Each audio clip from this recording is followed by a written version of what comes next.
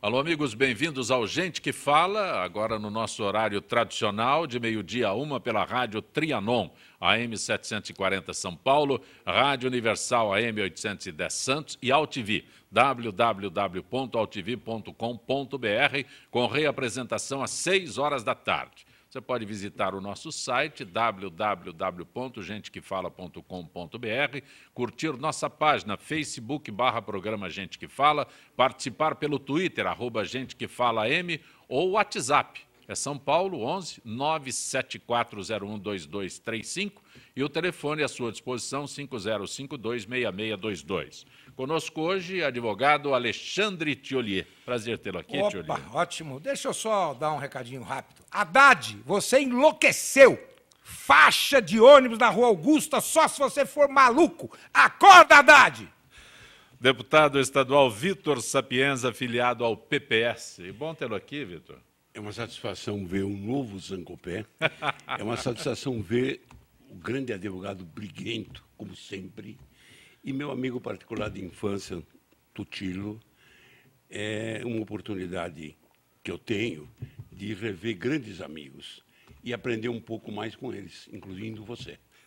Antônio Tutílio, que é presidente da Confederação Nacional dos Servidores Públicos. É um prazer muito grande, Zancopé, mais uma vez, você sempre dando assim uma vida nova ao programa, e principalmente com essa mesa seleta que nós temos aqui, o Alexandre, que já participei muitas vezes com ele, e o meu amigo Vitor, em que tivemos grandes coisas feitas na Assembleia Legislativa do Estado de São Paulo, principalmente na área financeira orçamentária.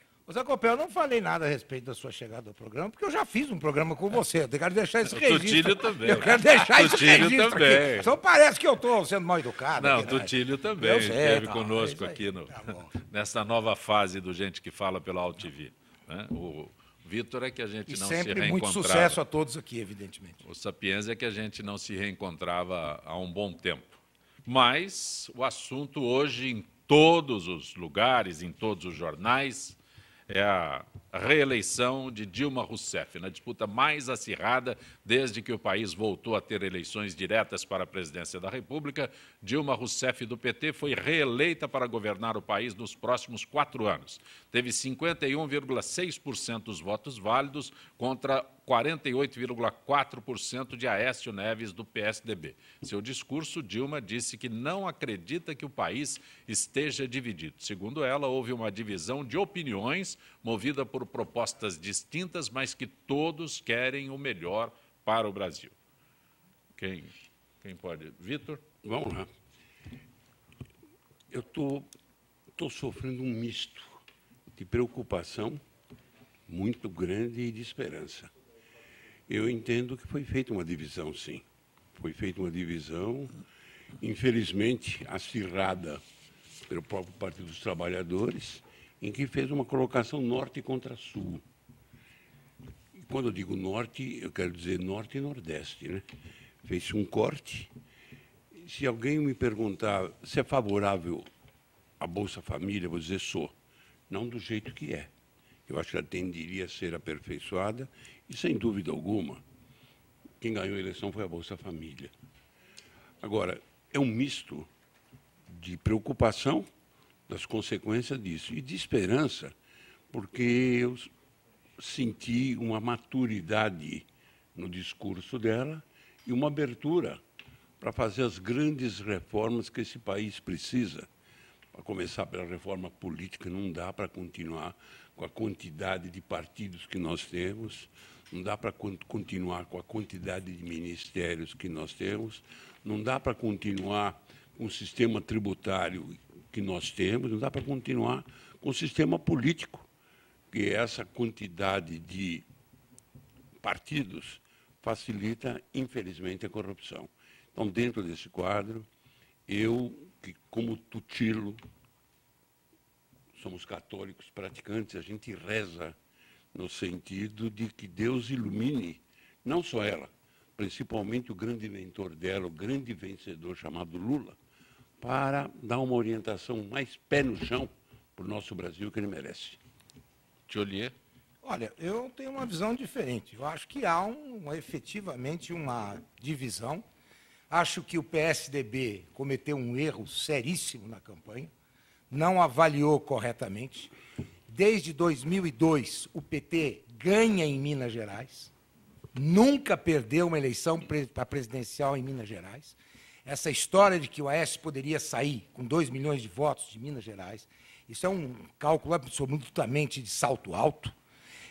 Fez uma avaliação errada no Rio de Janeiro, quando não teve palanque no Rio de Janeiro, e, finalmente, a imaginar que era possível uma vitória em Pernambuco.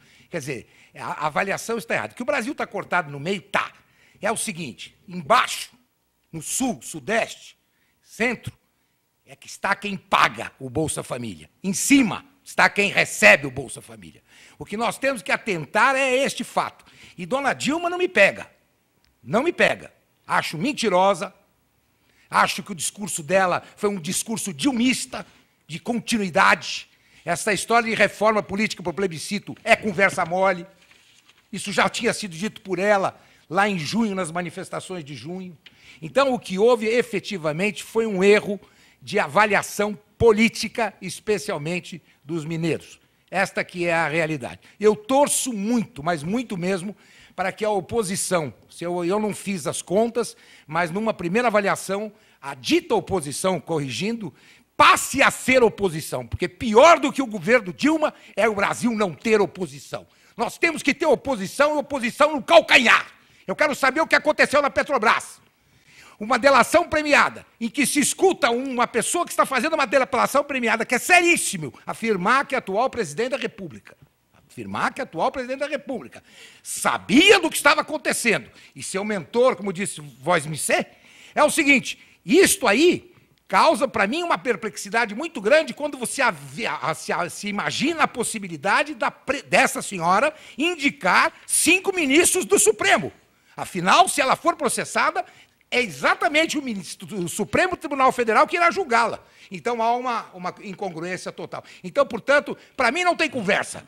Para mim é o seguinte, ganharam? Ganharam. Estou na oposição? Estou na oposição. Sou do PSDB? Nem pensar. Uma partezinha. Alexandre, você sabe que eu sou um grande admirador da sua veemência. Porém, eu comparo a situação do Brasil à situação do meu Palmeiras. É isso que está. Então é mais grave do que eu imaginava. É mais grave do que eu imaginava. Mas é isso que está. É gravíssima a situação do país. Eu preciso refletir melhor. Eu preciso refletir melhor. Alexandre, o quadro que tem é esse daí. É duro a gente tentar administrar alguma coisa com esse quadro.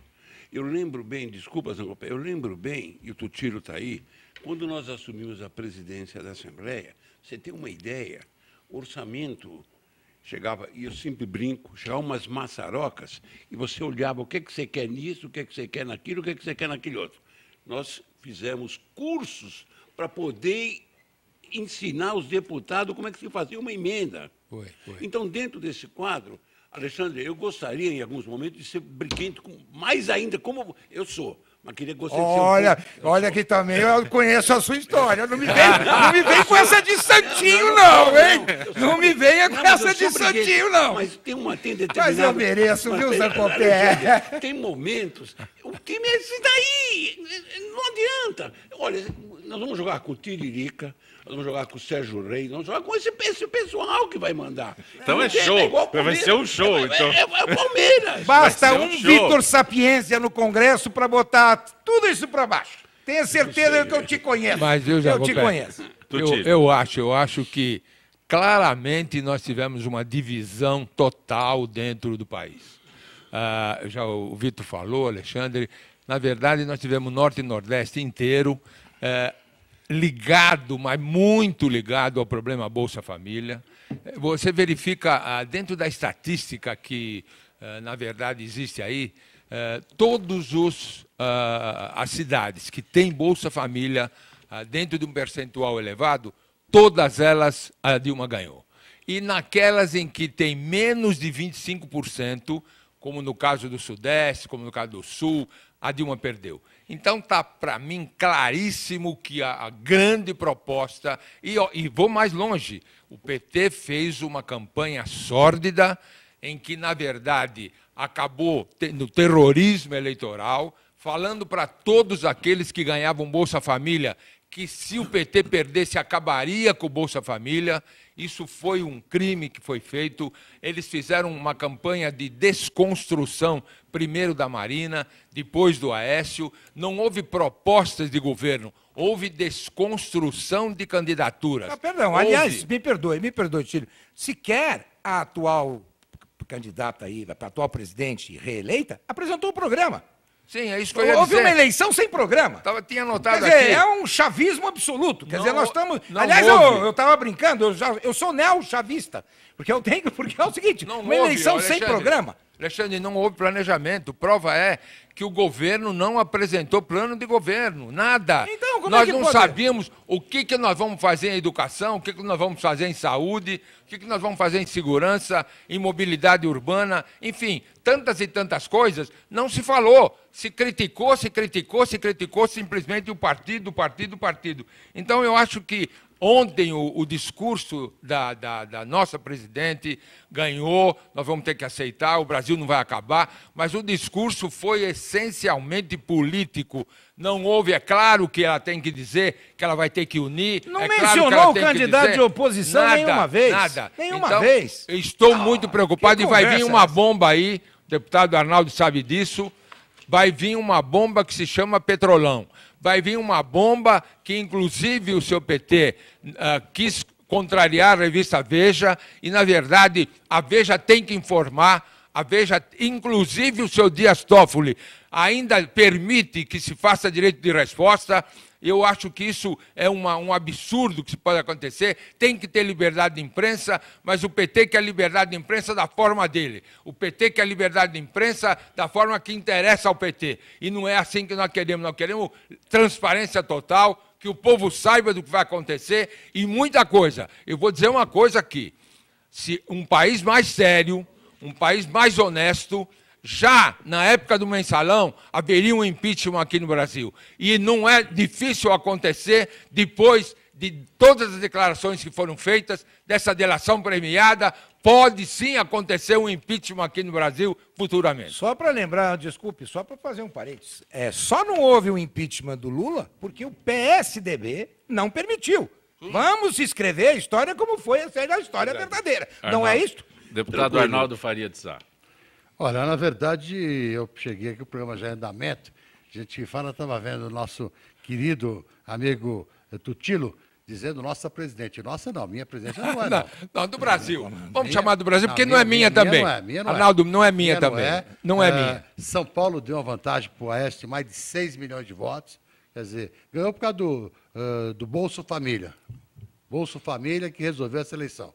E, na verdade, eu sou membro da CPMI da Petrobras, vocês vão ficar estarrecidos com as denúncias que vão continuar acontecendo. É lamentável que o Brasil não tenha feito uma escolha diferente daquela. Você lembrou, Tilê, que o Lula só não foi cassado porque o PSDB vacilou naquela época, e agora a Dilma só manteve a sua candidatura porque, lamentavelmente, a CPI foi travada. Se a CPMI tivesse sido aberta, ela não teria sido eleita de jeito nenhum.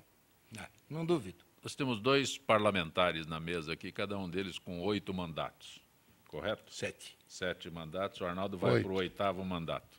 Quando ela fala em reforma política, vocês como parlamentares acreditam nisso? Na verdade, precisa de uma reforma dos políticos, não uma reforma política. Né? E, infelizmente, não houve reforma nenhuma. As duas. Agora, eu entendo que tem que ser feito. E o Tutilo lembra, o Arnaldo também lembra, quando eu era presidente, para que fosse possível o gabinete de um líder e ter liderança, para ter no mínimo 3 deputados. Foi presidente da Assembleia Legislativa, cada partido era obrigado a ter 3 no representantes. mínimo 3 para ter gabinete e para ter de liderança.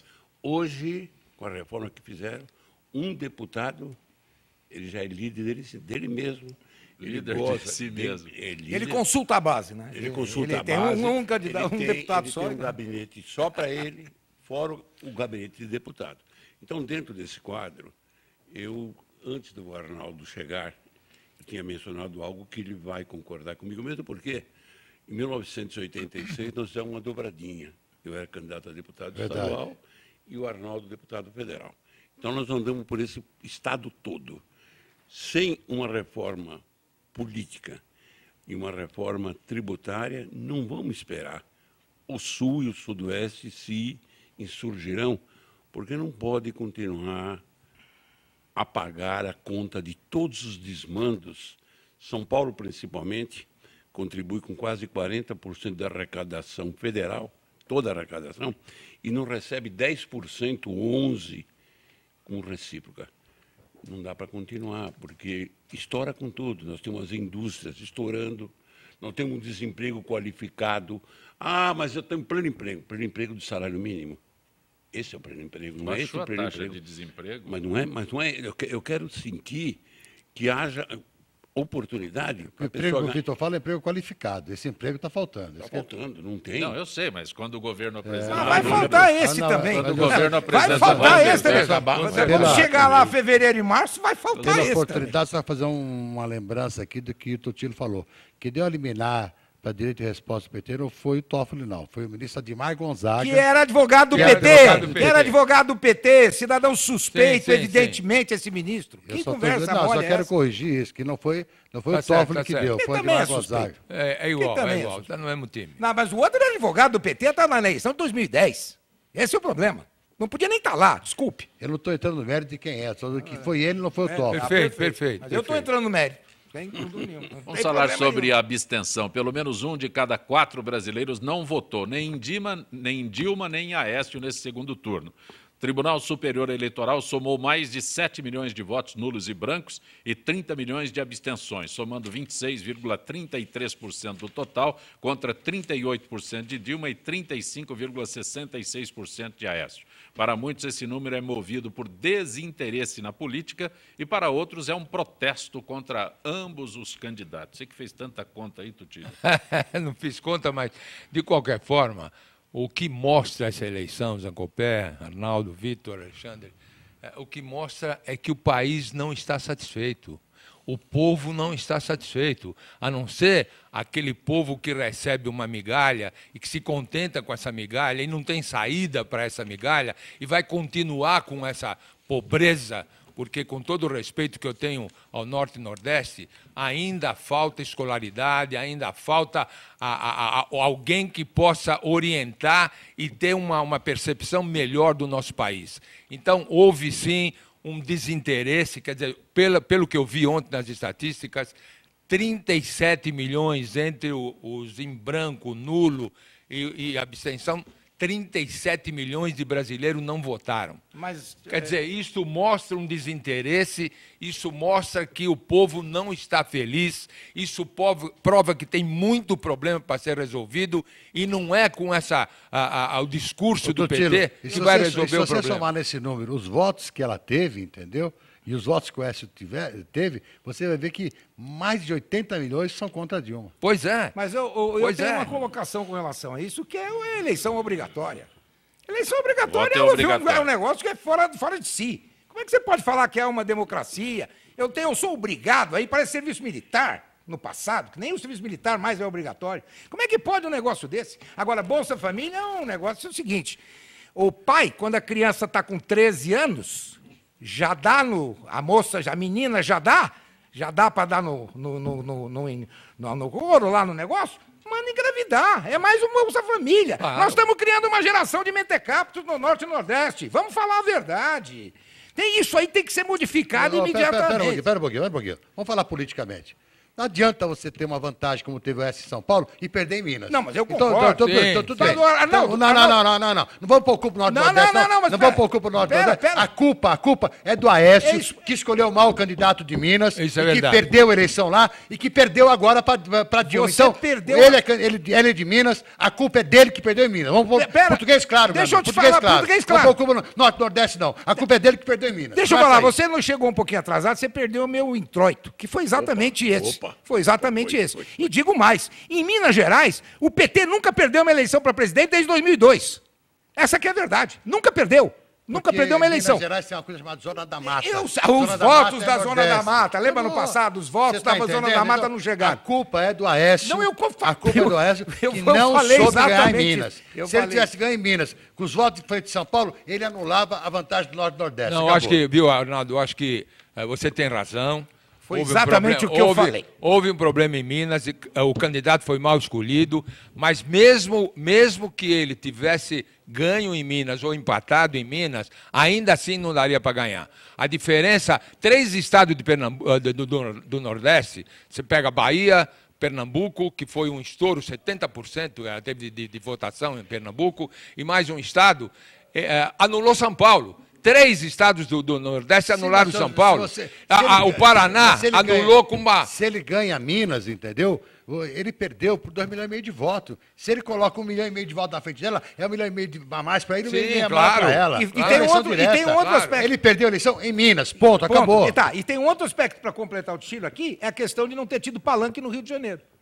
Deviam ter lançado candidato no Rio de Janeiro. Culpa dele, que ele queria lançar o Bernardinho e depois não conseguiu lançar e não teve ninguém. Tinha 4 candidatos do Rio de Janeiro para votar de uma. Aliás, Arnaldo, o Rio de Janeiro foi o único estado que tem abaixo de 25% de Bolsa Família e que ele ganhou, que a Dilma ganhou. O único estado que o Bolsa Família é abaixo de 25%. Segundo turno, Pezão e Crivella eram candidatos que apoiavam a Dilma. Garotinho que perdeu, Lindeberg perdeu, também apoiava o Dilma. Não tinha nenhum candidato. Não tinha palanque, não tinha palanque. Olha, eu entendo o seguinte, que no calor do entusiasmo a gente acaba esquecendo alguns aspectos positivos. Por exemplo, no Pará, o Renan perdeu. O presidente da Câmara foi candidato. No Pará é o Barbalho. É o partido do filho. Sim, perdeu. Porém, no contrassenso, no Maranhão, o candidato do Sarney ganhou. Ele perdeu. Perdeu? Ganhou o PCdoB no Maranhão. O PCdoB ganhou. O Dinho, ganhou o Dinho. Mas estava apoiado pelo... Não, o Sarney apoiava o Lobão Filho. Então, bom, dentro desse quadro, a gente já começa a ver... Amapá, o Sarney apoiou do Amapá e ganhou. Num quadro desse aí, a gente também começa a ver que houve um pouquinho de maturidade. Agora, o que não dá para entender é o seguinte, que aquela liderança que o pessoal apregoava da Marina e do candidato dela em Pernambuco, era meio furado, porque se você leva a esposa do cara, você leva os filhos dele, faz todo aquilo e leva uma derrota cachapante. Foi. E, dentro desse quadro, eu entendo a posição do Arnaldo no seguinte sentido. Minas foi uma vergonha. É lógico. Perdeu a eleição na casa dele. Estou de acordo. Você perde em casa, meu amigo, você nem ninguém fora da sua casa. Tchau. Até porque no Rio de Janeiro a Dilma repetiu a votação de 4 anos passados. Lógico. Sim, ela repetiu no Nordeste a votação. Em Minas, desde a primeira eleição do Lula, que o PT ganha tudo. É que quando se... O que você está falando não tem lógica, deixa eu falar, porque todas as eleições anteriores era Serra, Alckmin e Serra. Então, não era... Não era um mineiro. É um mineiro, pô, mineirinho. E que eu voto no mineirinho? Ele não tinha. Então, na verdade... Eu conheço mineiro desde 32, 1932. A hora que você perde dentro de casa... Fora de casa você não é ninguém. Você é um cão vadio. Não, é verdade, isso é verdade. Isso é verdade. Sem dúvida, sem dúvida. É porque se fala tanto do Nordeste, mas eu repito, ela de novo teve os mesmos 12 milhões que teve... Quem não teve voto foi o Aécio. Ponto, acabou. Em Minas. Fechado. Isso aí não teve voto em casa. Não teve voto em casa, Zancopé. Que isso, meu amigo? Ele perdeu dentro de Minas. Agora, volta um pouquinho para trás a fita. Ele que inventou, junto com o Pimentel, uma aliança para eleger o prefeito de Belo Horizonte. Isso. Quer dizer, ele era muito, muito próximo do Pimentel. E aí ele lança um candidato Pimenta, que já tinha perdido uma eleição atrás, que não estava morando em Minas. Se ele para o vice-governador para ser candidato, a história era outra. Esse Pimenta da Veiga já era ruim na época que eu estava na escola. Pra você ter uma ideia. Só eu lembro disso. Eu lembro desse Pimenta da Veiga. Lembro dele na arena. E Pimenta com Pimentel tem uma coisa muito próxima. Muito, é verdade. O Tutiro levantou um problema que a gente teria que analisar. Muitas vezes a gente diz que só foi a Bolsa Família. O Tutiro levantou o problema do Rio de Janeiro. O Rio de Janeiro é tido como um estado da região sudoeste, culto, que vê televisão, que lê jornal e que não dava para ser uma O derrota Rio de tão Janeiro é uma atrativa. carioquice sempre. Que conversa, mora? É Não. Juruna, Ele é não sei o quê. Ele ganhou na Zona Sul, nas praias ele ganhou. Então, Mas o Rio de Janeiro, historicamente, quando tinha Arena e MDB, foi o único estado a eleger o MDB. MDB. Então, esse histórico de fazer oposição no Rio de Janeiro... Você lembra que criaram a Guanabara por causa disso naquela época, lembra? Sim. Fizeram uma divisão ali para poder... Né? É a velha história de botar um senador a mais no Senado para poder ter maioria. Então, dividiram.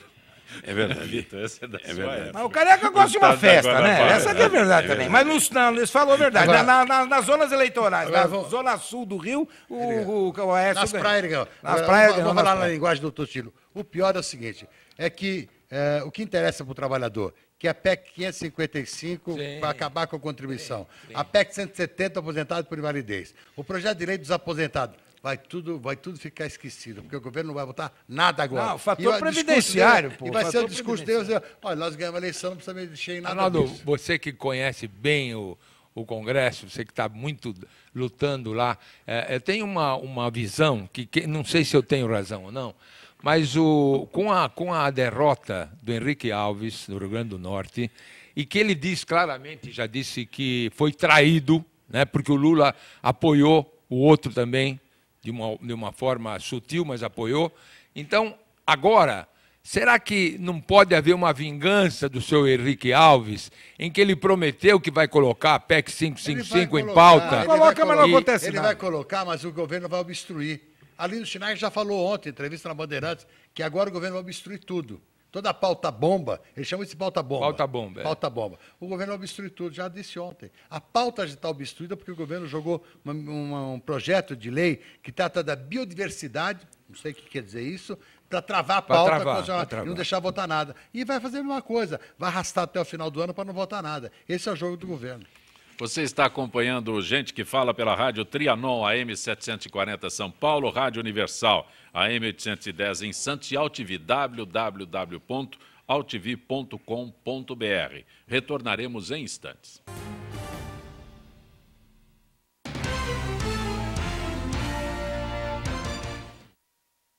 Tudo tem a ver com alguma coisa. De onde vem a água que a gente bebe? Da torneira. Ih, nada a ver. Vem dos rios que nascem da mata. Sabia que a gente só respira por causa das árvores? A árvore respira? Respira. A árvore respira. E o que você tem a ver com isso? Meu ar. Minha água. Minha árvore. Meu ambiente. Mata Atlântica. SOS Mata Atlântica. Mais 25 anos.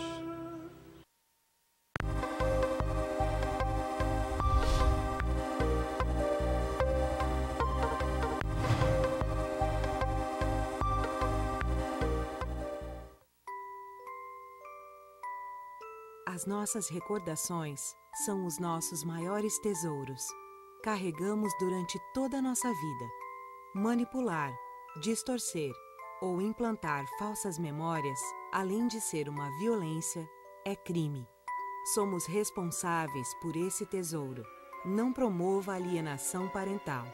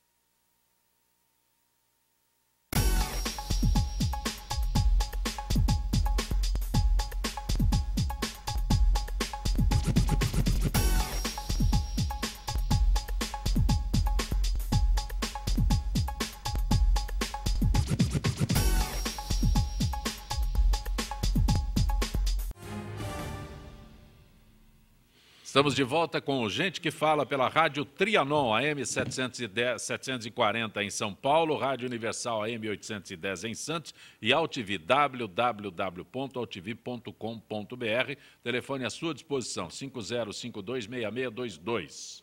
Conosco hoje o deputado federal Arnaldo Faria de Sá, filiado ao PTB, deputado estadual Vitor Sapienza, filiado ao PPS, presidente da Confederação Nacional dos Servidores Públicos, Antônio Tutílio, o advogado Alexandre Thiolier. O Dia do Servidor Público comemorado em todo o país, pesquisa mostra que os empregos no governo cresceram 21% contra 12% de aumento populacional em 10 anos. A busca por esses cargos também cresceu e a principal razão alegada é a estabilidade de emprego. No entanto, as dificuldades do serviço também aumentaram e é cada vez mais comum o afastamento de funcionários por problemas de saúde relacionados ao estresse. Tutílio, você que é presidente da Confederação Nacional dos Servidores Olha, Públicos. nós estamos lançando, inclusive, um informativo. E o dia é amanhã, né? O dia é amanhã. O dia é amanhã, dia 28 é o dia do servidor público. Não é hoje, é amanhã. Mas, de qualquer forma, a gente pode antecipar esse dia hoje. E nós escrevemos no nosso informativo que o servidor público ele está abandonado. Vitor, Arnaldo, servidor público cada vez mais é colocado de lado pelo governo. Na verdade, os salários são péssimos, os concursos públicos não existem mais, praticamente não existem mais, os comissionados aumentam dia a dia, no governo federal tem 20 mil comissionados. Explica o que é comissionado, explica. O comissionado simplesmente não faz concurso nenhum, ele é apadrinhado de um político qualquer, que é do PT, que vai apanhar esse camarada e vai dizer: você nunca viu Petrobras, mas vai trabalhar na Petrobras. Você nunca viu o Vale, a nossa empresa Vale, mas você vai trabalhar lá. Você nunca viu uma área de agricultura, mas você vai trabalhar lá. Esse é o comissionado que existe no nosso país. Então, na verdade, o servidor público não tem proteção. O servidor público hoje ele é diminuído, é desvalorizado. Na verdade, tem que haver uma mudança completa nisso, formação maior.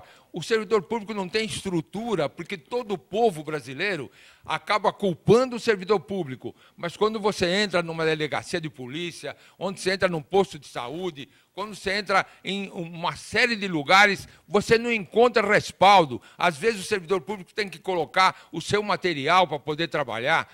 E aí o povo culpa o servidor público. E, na verdade, não é ele o culpado, ele não tem estrutura. É claro que ele tem que ter maior formação.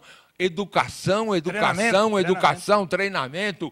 É necessário que a gente forme melhor o servidor público para que ele possa atender. Nós queremos atender mais a população, só que nós não conseguimos atender com essa forma que está colocada aí, com essa forma que o governo, em todos os setores, não coloca estrutura para poder o servidor tratar bem. Nós temos que tratar bem a população. E nós temos algumas coisas, salários dignos.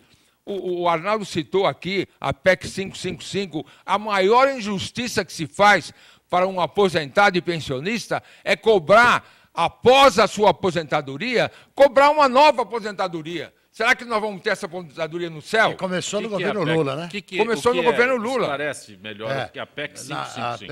Aqui no governo Lula, na reforma da Previdência do governo Lula, aquela do mensalão, criou-se uma condição para que o governo pudesse cobrar do aposentado e pensionista a contribuição para quê? Para nada. Porque passa a pagar uma coisa que não tem nenhum valor, nenhum sentido. E essa PEC queria acabar gradativamente com essa cobrança. Aliás, Mas agora, com a vitória da Dilma, vai ser difícil. O Arnaldo tem apoiado muito a nossa campanha da PEC 555. Aliás, ele é o relator, né?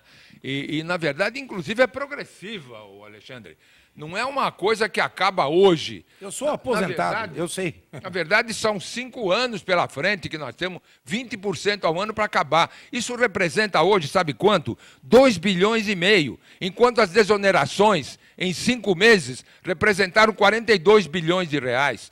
E o governo mente descaradamente quando ele fala que a Previdência é deficitária. E a Previdência não é deficitária. Peraí. Não Os dados da Anfip do ano de 2013 provam que a Seguridade Social teve um superávit de 78 bilhões. Então, não tem essa deficitária, Se a Previdência está dentro da Seguridade... quebrada para fazer o jogo da Previdência privada. Claro. Esse é o jogo. Não pode dizer que é deficitária? Eu estou à vontade também, mesmo que eu sou funcionário público aposentado. Claro. Eu entendo que faltou e continua faltando liderança para esse funcionalismo que vai e consegue parar a Assembleia, parar a União. Nós tivemos recentemente com a presença de alguns líderes em São Paulo, inclusive do Aloysio, para discutir algo semelhante, que era o problema das Santas Casas, o problema SUS, que é outra coisa gravíssima, o problema do SUS. Muito. Então eu alegava, não, eu vou fazer isso. Não, espera um pouquinho só. Eu entendo, e Tutilo lembra bem disso daí, no entreveiro, eu dei uma de Alexandre na época, no entreveiro. Tem uma de Alexandre? Mas você vai ouvir. Claro, Com o Eletropaulo, era líder o Wagner Rossi. Eu Lembro, parei a Assembleia, não vai votar o orçamento. Por quê? Enquanto não resolver... Então, dentro Tem o de Alexandre mesmo. É assim mesmo. Mas É assim mesmo. tem determinado momento, e o Arnaldo, é chamado Galinho, porque ele, em vez de quando ele vira meio presidente, porque ele foi presidente da Portuguesa, a Portuguesa estava na primeira divisão. Ele saiu, vai indo para a terceira. No meu tempo estava bem, né? Mas eu sei. Então, dentro desse contexto, Alexandre, tem hora que você tem que... Por que você foi lá? Por que você é deputado? Por que você briga? Então, dentro desse quadro, Tuxilo, você acompanhou várias vezes, na hora do vamos ver, eu não vou citar nome. Nós tivemos delegado de polícia que não chegava a lugar nenhum, representante da Polícia Militar que não chegava a lugar nenhum, representante dos professores que não chegava a lugar nenhum em São Paulo. E eu era presidente da Assembleia quando houve aquela invasão. Nossa, eu tive que administrar. E o único cara que representou contra a associação pedindo que o ressarcimento dos estragos lá dentro. Na hora que chega, que você olha e pede, é mais ou menos o que falava. Eu gosto muito de fazer comparação com o futebol. O Ribeiro falava, ele dava um passe e recebeu uma desculpa. Desculpa. Dentro desse quadro, Alexandre, você vai e tenta. De repente, você olha, quando você pensa que aquele que se diz representante do funcionalismo vai vir do teu lado, ele vai para o outro lado. Tcholier, o Vitor Sapienza e o Tutílio são funcionários públicos aposentados. Você disse que é aposentado, mas não como funcionário público. Não, bom. Eu sou advogado. O Arnaldo ainda está na ativa. É que, na verdade, é o seguinte... Não, eu me aposentei, mas continuo Não, trabalhando. como Porque se eu for advogado. viver de aposentadoria, eu não chego aqui, pô. A questão que o Beto está colocando é o seguinte, é que só o servidor público tem esse desconto. A Previdência Social não tem esse desconto. Já teve, nós conseguimos acabar com isso na Constituição de 88. Hoje, o aposentado civil público tem esse desconto que o Tutilo reclama. Mas se o com razão. aposentado privado... E no caso aqui do Vitor, pior ainda, porque o agente fiscal de renda tem teto para receber, perde dinheiro e depois ainda tem que pagar a Previdência depois de aposentado. Uma coisa absurda. Mas o empregado normal, por exemplo, que não é funcionário público, se ele voltar a trabalhar e tiver a carteira registrada, vai ter os descontos do mesmo jeito. Mas o servidor não volta a trabalhar e tem o desconto do mesmo jeito. Mas o Arnaldo colocou uma coisa importante, falando em teto, eu vou dar um testemunho aqui, o seguinte, o Vitor lembra disso. Nós entramos com uma ação, quando o Lula aprovou, e foi inconstitucional, na medida em que o Alexandre ganha 10, daqui para frente, se quiser colocar um teto, você pode colocar, mas não retroagir. E foi retroagido e cortaram salários... Você lembra de um detalhe? O governo, nessa época, o governo Lula, tinha um líder no Supremo, que era Nelson Jobim. Exato, e foi ele que segurou tudo. Por isso que eu tô dando foi ele que segurou tudo. E, na Ok. verdade, Zanconi, nós E a entramos... rima é pobre, rima com fim. Não, nós entramos no Tribunal de Nelson Justiça de São Paulo e nós ganhamos de 15-0. 15-0 no Tribunal de Justiça de São Paulo. Recurso no Supremo até hoje engavetado. Até hoje engavetado. Também é da lava de Nelson Jobim, de Renan Calheiros, a maldita emenda dos precatórios, que é para não pagar ninguém. Esse é outro problema sério. Só um detalhe, eu tenho algumas perguntas a serem Jobim e feitas. Renan Calheiros. Voltamos à Idade Média com essa história do precatório. Antes das perguntas, só um detalhe. Os dois fizeram referência a isso. A Previdência não é deficitária, que os recursos da Previdência não são usados na Previdência. Não só não são usados, como são retirados. Como são retirados. Na desoneração de 2013, o governo está devendo para a Previdência 10 bilhões de repasse. Do Jaçanã, quem é o ouvinte que liga do Jaçanã? É Normândio, é isso? Normândio É oportuno lembrar que a revista Veja publicou também que não foram apresentadas provas pelo doleiro Youssef. Tcholier, essa é mais clara. A questão da delação premiada é do doleiro aí, está sendo feita desde agosto e prossegue.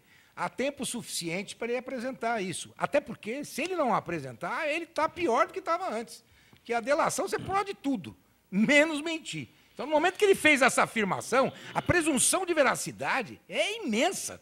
Porque é um suicídio ele fazer uma brincadeira dessa. Que ele vai, além de ter os processos que ele tem, ele ainda vai ter mais esse. Não é aquela história da justiça brasileira que eu acuso e você tem que provar. Não. Aí é diferente. Só um dado para vocês aqui. Eu sou da CPMI da Petrobras. Estava marcado o depoimento dele para a semana passada, antes das eleições.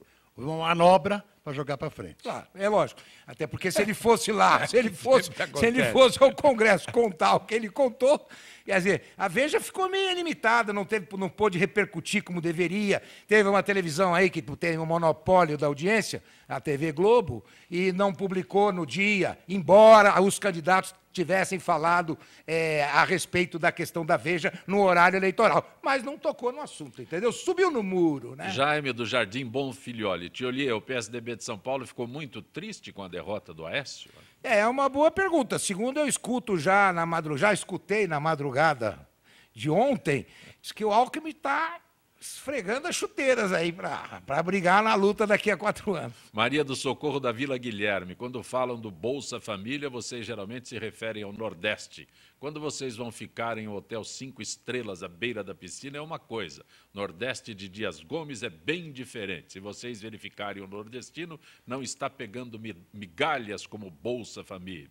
Nordestino é mais miserável. Vocês precisam conhecer o Nordeste de hoje. Eu adoro o Nordeste, espera um pouco, e fico em hotéis da praia, da orla marítima. O Nordeste é excelente. Se eu pudesse morar no Nordeste, seria ótimo. Gosto demais de Fortaleza, etc. Eu acho que não é essa a colocação. Nós estamos querendo dizer que a Bolsa Família é importante, nós estamos querendo dizer que precisa ajudar a população, mas nós temos que dar formação para essa população e ter uma saída para essa população, não ficar exclusivamente na miséria que é hoje. Nós temos que mudar isso. Aquela pergunta para mim, a respeito se os paulistas ficaram tristes, é o seguinte, que deve ser de alguém que me conhece, eu não sei quem é que falou isso aí. Porque eu vinha falando que eu nunca esqueci 32.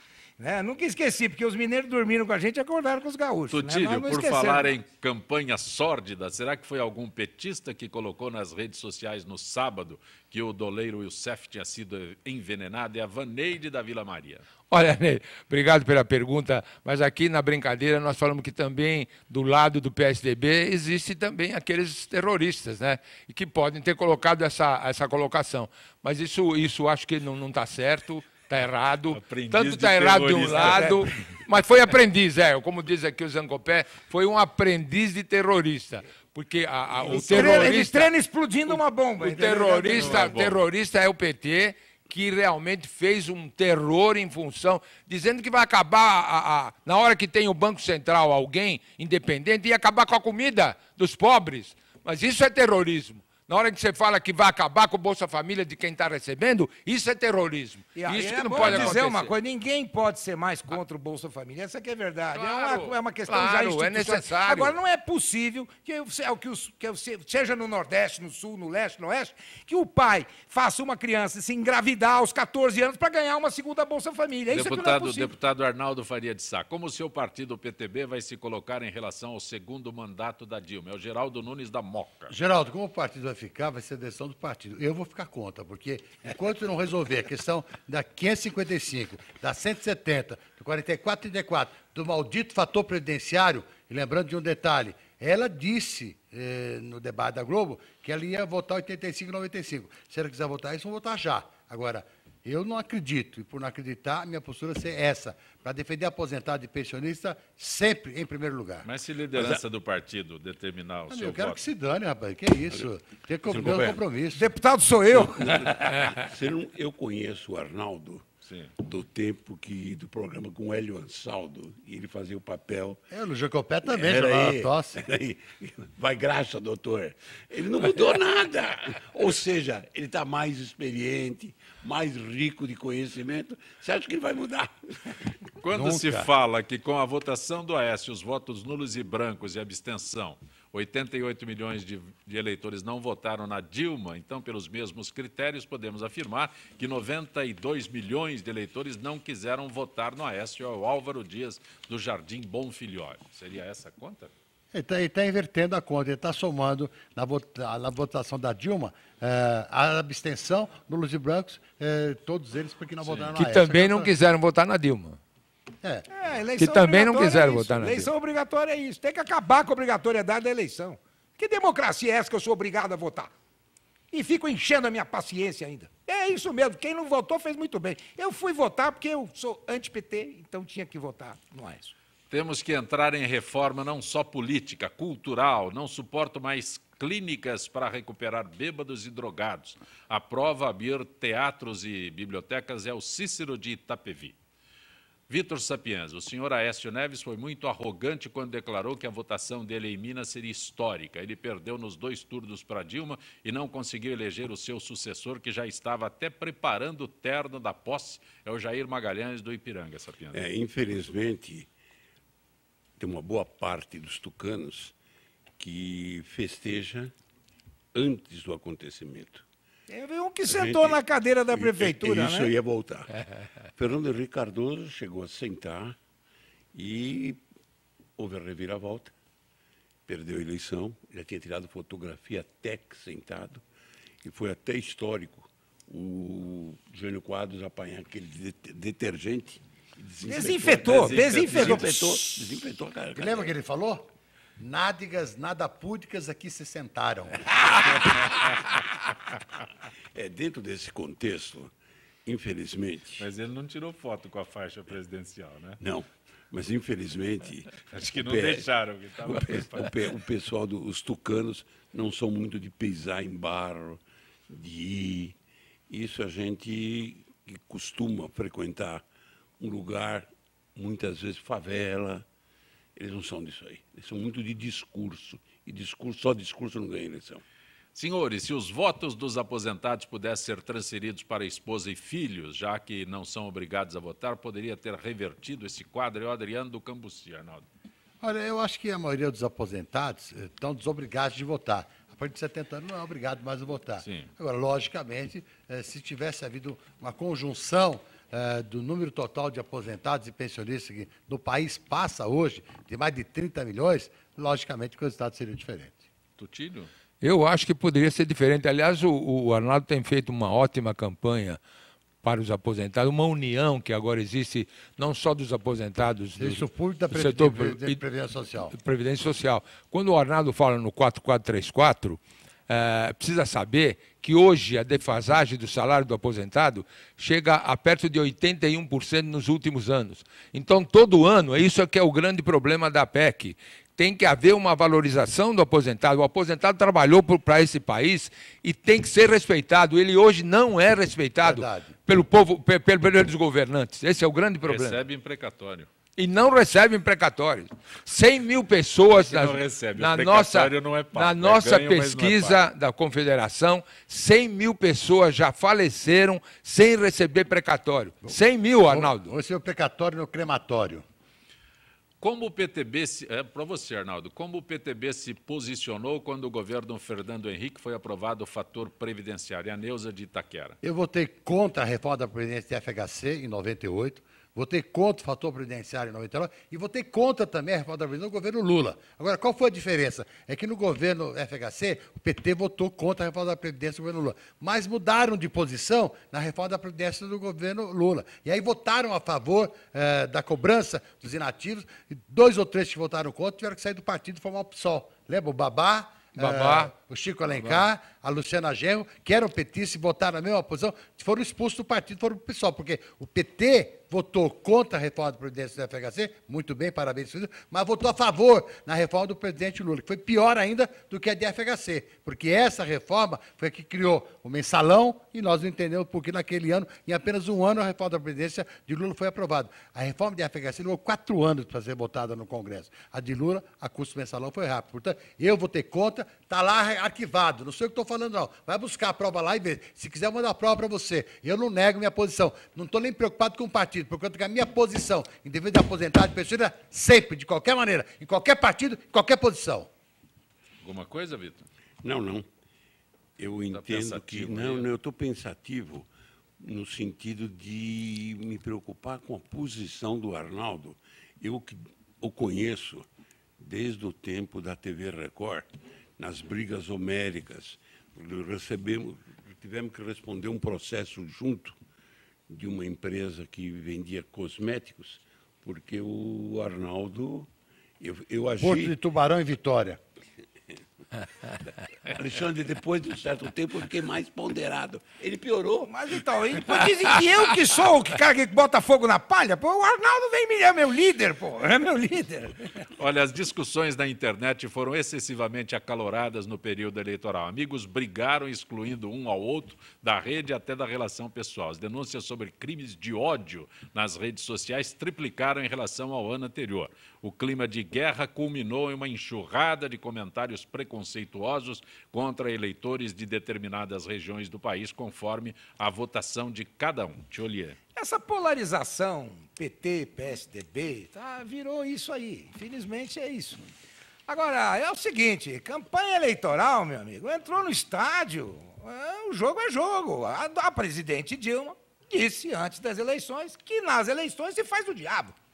Então é o seguinte, você bota o robozinho ali para funcionar... Quem falou isso foi ela, não você. Ela, presidente Dilma, acabei de dizer. Falou antes das eleições. Nas eleições se faz o diabo. Acontece que a oposição, se é que há oposição... Não existe. Essa para mim, pior do que o governo Dilma é a oposição brasileira. Porque a oposição brasileira é feita de coxinha.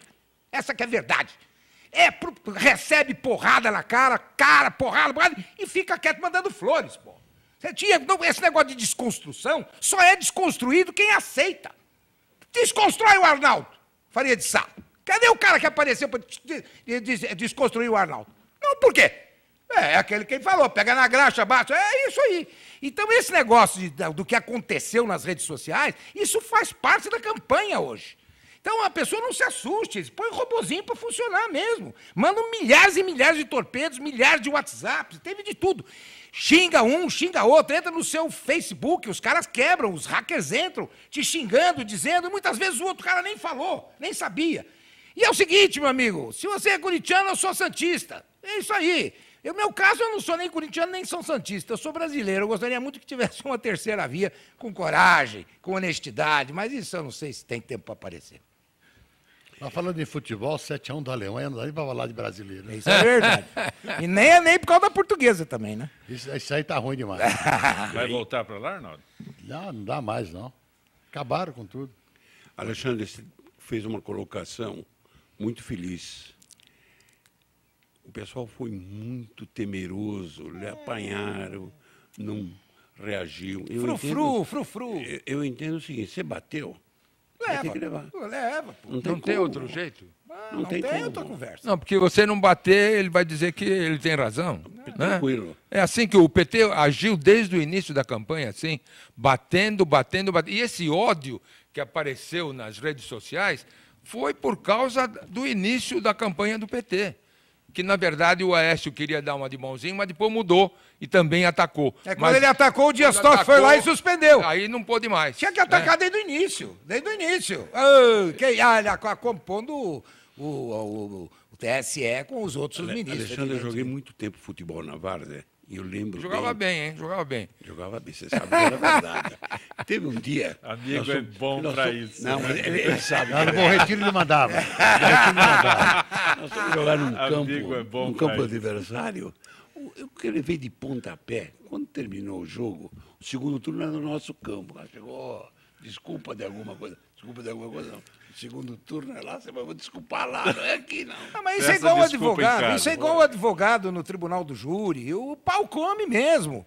Isso faz parte. Agora, começa a campanha, você começa a campanha bonitinho, todo mundo certinho. O cara dá na medalhinha, doutor, você já dá debaixo da medalha. Essa é a conversa. Quem ganhou a eleição não foi a Dilma. Quem a eleição foi João Santana. Tranquilo. É o marqueteiro. João Tudo Santana. que o marqueteiro montou, as mentiras todas foram colocadas e ela seguiu o marqueteiro muito bem, por sinal, né? Seguiu Foi muito uma bem. boa aluna. O marqueteiro do Aécio não foi muito bem. Estamos chegando ao final desta edição de Gente que Fala, agradecendo ao Alexandre Thiolier. É bom tê-lo aqui, Thiolier. Olha, é que uma mesa dessa aqui, e está com o Arnaldo, meu candidato, então eu estou tranquilo para prosseguir. Estou sempre à disposição. E hoje é Jaime, né? É Jaime. Tem um Jaime aí que me persegue. Jaime do Jardim Bom Filhole. Jaime do Jardim Bom Filhole. Da próxima vez eu tô aqui, hein, Jaime? De novo.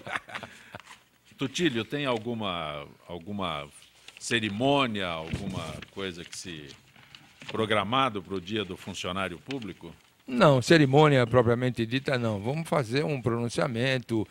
Nós temos um portal da Confederação Nacional e estamos trabalhando. Infelizmente, o Arnaldo e o Vitor sabem disso, o servidor público não é unido. O servidor público não vota em servidor público. E é por isso que nós estamos na situação que nós estamos. Então é preciso, o Arnaldo fala muito disso, é preciso união.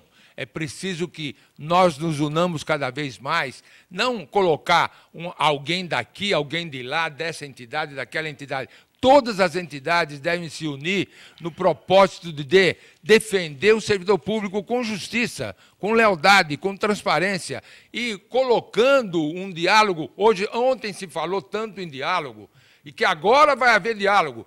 A presidente Dilma Zancopé nunca teve diálogo com ninguém. Ela mesmo no seu ministério não dialoga, a não ser com um ou dois.